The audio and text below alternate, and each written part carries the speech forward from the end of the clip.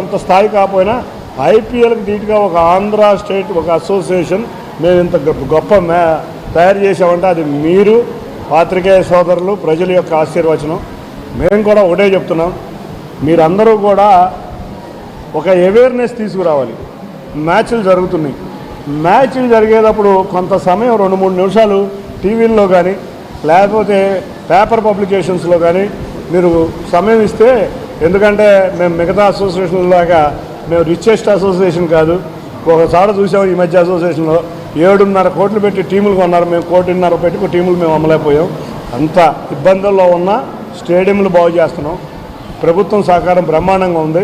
ప్రభుత్వ సహకారమే కాకుండా మేమందరం కూడా కలిసి కష్టపడి మాకున్న డోనర్లు కానీ స్పాన్సర్లు కానీ తలో చెయ్యి వేయటం వల్ల ఇంత భారీగా రాష్ట్రంలో ఉన్న అన్ని చోట్ల క్రికెట్ ఆస్వాదించే విధంగా చేస్తున్నాం.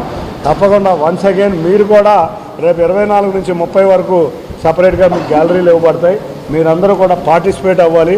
పార్టిసిపేట్ అయ్యి యువ క్రీడాకారులు మీరు చూస్తే ఐపీఎల్ వల్ల ఎంతో రూరల్లో ఉన్న క్రీడాకారులు వాళ్ళ వన్నెలోకి వచ్చి వాళ్ళ దేశానికి ఒక ఘనమైన ఇది ఇచ్చారు. అటువంటి వ్యక్తులు ఎంతోమంది ఏపీఎల్లో కూడా వస్తున్నారు.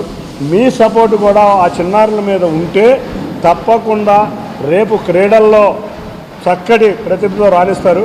మేము ఆంధ్ర క్రికెట్ అసోసియేషన్ తరఫున ఒకటే అనుకున్నాం, ముందు మా క్రికెట్ పూర్తయినాక మిగతా క్రీడలను కూడా ఎంతో కొంత సపోర్ట్ చేద్దామని మా యొక్క ఎపెక్స్ బాడీ, మా గవర్నింగ్ కౌన్సిల్, అంతేకాకుండా మా టీమ్ మేనేజ్మెంట్ అండ్ మా సిఇఓ గారు అందరం కూడా ఆలోచనలో ఉన్నాం. రేపు జనరల్ బాడీ 1వ తారీఖు మేము ఏర్పాటు చేసుకుని ఈ స్టేడియంలో మేము చేసిన డెవలప్మెంట్ అంతా మీరు ప్రజల ముందుకు తీసుకువెళ్ళాలని కోరుకుంటూ, మరొక్కసారి క్రికెట్ అంటే ఈ దేశంలో ఒక మతం.